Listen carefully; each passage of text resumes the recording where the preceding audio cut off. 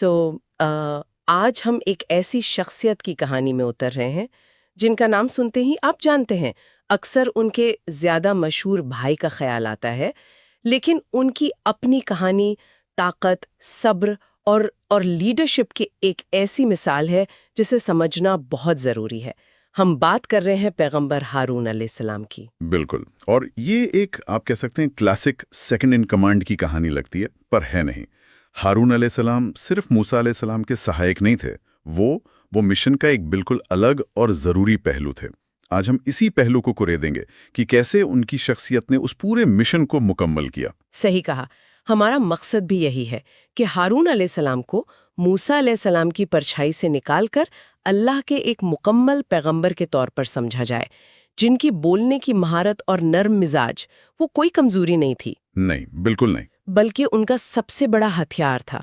तो चलिए इस कहानी के अलग अलग पहलुओं को खोलते हैं। हाँ, चलिए शुरू करते हैं। तो सबसे पहले कुछ बुनियादी बातें सेट कर लेते हैं। हारून इब्न इमरान पैगंबर मूसा अलैहिस्सलाम के बड़े भाई थे। हाँ, और दोनों मिस्र में पैदा हुए और बनी इसराइल यानी इजराइल की औलाद से ताल्लुक रखते थे।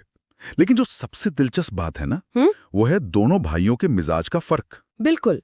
और ये फर्क मामूली नहीं था, ये उनके मिशन की एक तरह से बुनियाद था। हमारे पास जो जानकारी है वो बताती है कि मूसा अलैहिस्सलाम के मिजाज में एक जलाल था, एक रौब था।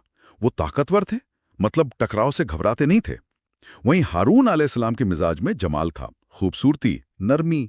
वो अपने नरम दिल, सब्र और अपनी बात कहने के हुनर के लिए जाने जाते थे। और यहीं से कहानी का वो मोड़ आता है जो इस साझेदारी को जन्म देता है।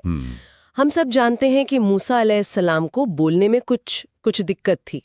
अब जरा सोचिए, आपको तारीख के सबसे बड़े और जालिम बादशाह फिरौन के सामने जाना है और एक ऐसा पैगाम देना है जो उसकी पूरी सल्तनत को हिला दे।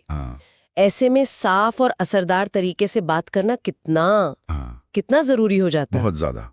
और यही वो लम्हा है जहां मूसा अलैहिस्सलाम की दूरदर्शिता नजर आती है। वो अल्लाह से सिर्फ मदद नहीं मांगते, वो एक खास तरह की मदद मांगते हैं।